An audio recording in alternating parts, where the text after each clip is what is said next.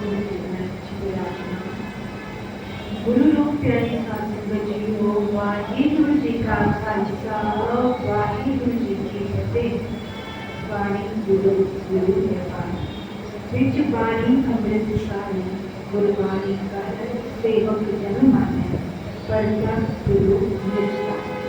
ये शब्द गुरु तो पावन देव रहते जीवन में सवार सकी ये अरदासा जो गुरु माता का बीच करना है गुरु चरणों में धन श्री ग्रंथ ਸਾਹਿਬ की अमृत की बाणी नित्य ਦੀਆਂ ਬਾਣੀਆਂ ਵਿਰਾਜ ਸਾਹਿਬ ਜੀ ਦੀ ਪਾਵਨ ਬਾਣੀ ਨਿਤਨੇਮ ਦੀ ਬਾਣੀ जो संध्या के समय पढ़ी जाती है उसकी अपना विचार व्याख्या करना हमारा जो यत्न करें संगियों इसके अंदर जो बड़ी चतुर्वाद जो मेरा से उसको सवैया जो मेरा से उसको बाद अनंत से 6 गोलियां दी कर ध्यान उसकी अपना शुरुआत की है। गुरु पातशाह तीजे पातशाह धन श्री अमरदास जी मुखार जो ज्ञान की पावन बाणी है अनंत साहिब जी जिसमें 40 गोलियां आनंद पर अमृत देते जी बाणियां नितनेम की बाणियां जो 40 गोलियां का पाठ किया जाता है। वैसे हर दीवान की समाप्ति से या किसी भी उससे आप दिलों में दुख सुख हर कड़ी हर हाल में अरदास करने से आप अनंत साहिब ਦੀਆਂ 6 पौड़ियां जो शुरू ਦੀਆਂ 5 पौड़ियां से अखीर की पूरी पौड़ी है उसको पढ़ के संपूर्ण किया जाता है। फिर उसके बाद अरदास होती है। अनंत साहिब की पावन वाणी सानू एक बहुत ही विलक्षण दिशा निर्देश करती है कि गुरु के सिख ने दुख विच सुख विच हर हाल विच उस वाहिगुरू का शुक्र करना है ते आनंद की स्थिति में रहना है। आनंद आनंद सबको कहे आनंद गुरु से जानिया। आनंद कहने तो आप अक्सर कोई चीज़ की प्राप्ति होती है कुछ कोई स्वाद होता कुछ खा भी लेने में आनंद आ गया कह देते हैं नहीं वो आनंद नहीं है। आनंद एक ऐसी आत्मिक अवस्था है जिसके बाद कोई दुख दरार गीला शिकवा को रह ही नहीं सकता। इसलिए आनंद साहिब की पावन बाणी को हर परिस्थिति में हर हाल में उस मालिक के रजा में नाची रहने की जुगत जो है इस पावन बाणी के अंदर सानू दर्शाई गई है कि एक विद्या गुरु की कृपा सकती है। आनंद की अवस्था प्राप्त गुरु की कृपा सकती होती है जो सच्चा गुरु मिल गया तब ही ये अवस्था बन सकती है। नामुमकिन कुछ भी नहीं है पर शासन जी है उसकी साधना पर उस मालिक की कृपा हो जाए रहमत हो जाए तो नामुमकिन कुछ भी नहीं है। गुरु पातशाह फरमान करते रामकली महला की आनंद की ओंकार सतगुर प्रसाद आनंद पे अवे माई सतगुरु ने पाया सतगुर का पाया सह सिद्धि मन मचिया बताइया रात रतन परवार परियां शब्द आया। गुरु तीजे पातशाह के मुखार में उच्चारण रामकली लाभ के अंदर उच्चारण गुरु पातशाह एक ओंकार सतगुर प्रसाद गुरु जी का प्रारंभ होता है कि ओंकार एक है उसमें सतगुरु की कृपा सबकी जपया जा सकता है। अनंत प्यारी माई सतगुरु में पाया मैंने अनंत की अवस्था प्राप्त हो गई है क्योंकि मैंने पूर्ण सतगुरु मिल गया है।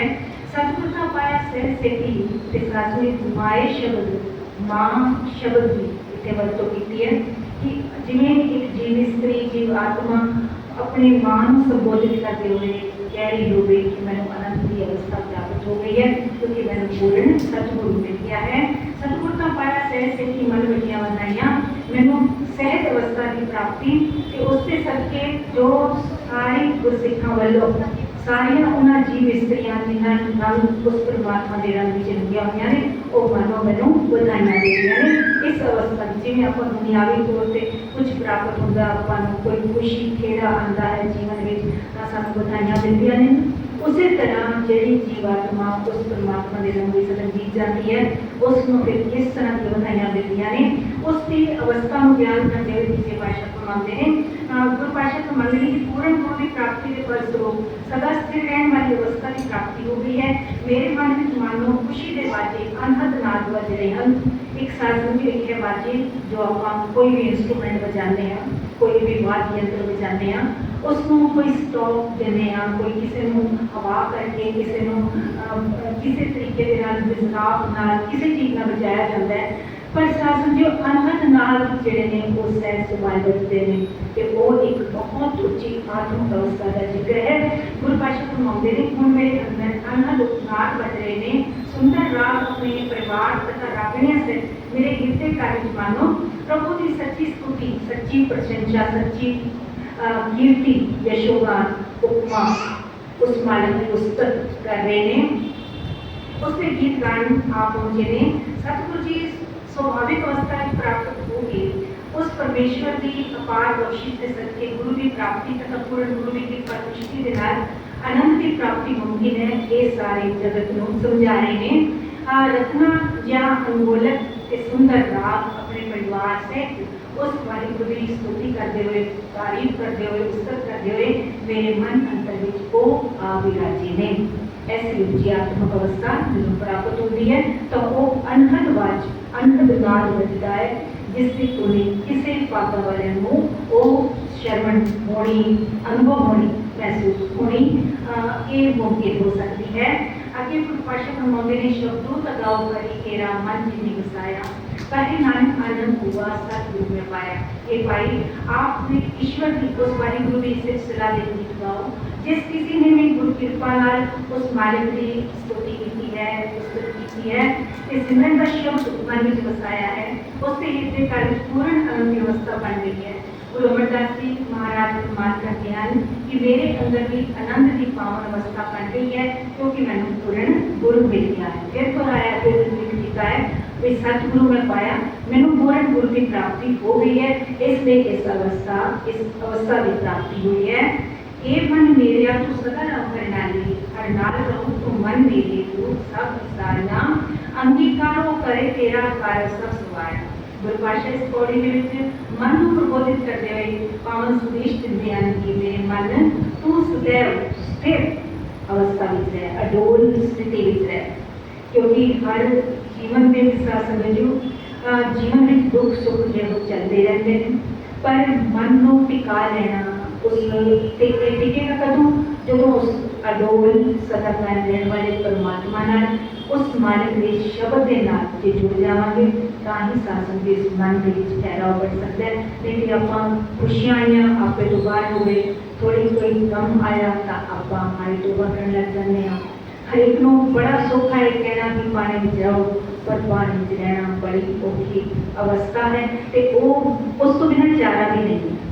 चारा किसी को नहीं है, रहना पैंदा है उसकी रजा दे जिसको गुरु की कृपा सदके उसकी रजा में राजी रहना आ जाता है वो ही आत्मक अवस्था में उस आनंद की अनुभूति को महसूस कर सकता है। गुरु पातशाह मामले ने तू सदा स्थिर उस वाली हुए जन्नत लीन रह, तेरा प्रभु के नाल हमेशा जुड़ाव बनया रहेगी मेरे मन, तू हमेशा प्रभु की सिर्फ सलाह रूपी यादां नूं हृदय करके रो के रख क्योंकि वो प्रभु ही साडे सारे दुख करने वाला है। वो मालिक ही तेरी सहायता करेगा, हमेशा तेरा मददगार बन जाएगा, तेरे सारे कार्य आप संवारेगा। उसे मालिक की सहायता नाल तेरे सारे कार्य सहजता के नाल पूर्ण हो जाएंगे। कितने ही शास्त्र जो अपना उदाहरण देखते हैं भगतां दे किवें वो कार्य संवारण आंदा है कि संतां की कार्य आप खुलया हर काम करावन आया राम। वो मालिक अपने भगत अपने संतां दे कार्य संवारदा है ते सुते से संवार देता है। पता ही नहीं चलता कि फिर आपां भगत करना जी देख रहे हैं तो उन्होंने डंगर चला रहे हैं, उन्होंने पशु चला रहे हैं भगवान जी तो इतना उसके नाल अटूट एक संबंध बन जाता है तो उन्होंने कार्य करने वास्ते भी परमात्मा पता नहीं किस किस रूप में आ जाता है। जदों साधु कबीर जी की ऐसी अवस्था हुई है उस वेले जो किया ना भी उन्होंने करवानी बच्ची का ब्याह है फिर जदों वेख्या भी हुण की बनेगा कदे ब्रह्म खोज भी किसी ने निजाती करा देती फिर की बनेगा वो जाके उससे परमात्मा की भक्ति कर बैठे इधर साधु भगवान जी उस कबीर जी का रूप धारण करके उन्होंने घर में आके सारे जो है लंगर प्रसाद सब कुछ छका रहे हैं नाल सोने दियां मोहरां भी दे रहे हैं ते उस वेले फिर साधु जी जदों कबीर जी ने सोचा हुण जो कुछ होना सी हो गया होगा हुण मैं घर वाल तुरा ते जदों घर वाल आंदे ने ते कबीर जी वर्गे ही रूप दे विच उन्होंने कोई बाहर जांदा दिखदा है ते सारे जिहड़े आए हुए लोग धन कबीर कर रहे हैं। भगत सैन जी की गल करिए भी भगत सैन जी जो राजे ने इतने नाई सन तो जो आपने पहुंचे संगत में जुड़ के बैठ गए जैन सबाई कीर्तन होया भगत सैन जी के थां से जाके भगत की लाज रखने के लिए उसके राजे की चाकरी कर रहे हैं। भगवान जी आप सैन जी का धारण करके इतने उदाहरण ने वो मालिक जो कोई उसका बन जाता है फिर वो मालिक जी उसका हो जाता है। जब तुम मेरे वाल है क्या चंदा फिर कोई चंदगी नहीं, कोई मोहताजी नहीं कि वाहिगुरु के विश्वास की लोड़ है, भरोसे की लोड़ है, वो सब कुछ करने कराने समर्थ है। वाहिगुरु कृपा करे साडे अंदर भी एक आनंद की कोई कमी पवे, साडा भी मन अडूल होवे, स्थिर होवे, उस मालिक पे विश्वास करिए तो सब कुछ मुमकिन है। इस करके ये लोग सुखी पर लोग सुहेले नानक करना तो आपे दे व्यवस्था बन सके। भुलना चुकाने की मां बख्शो जी। वाहिगुरु जी का खालसा, वाहिगुरु जी की फतेह।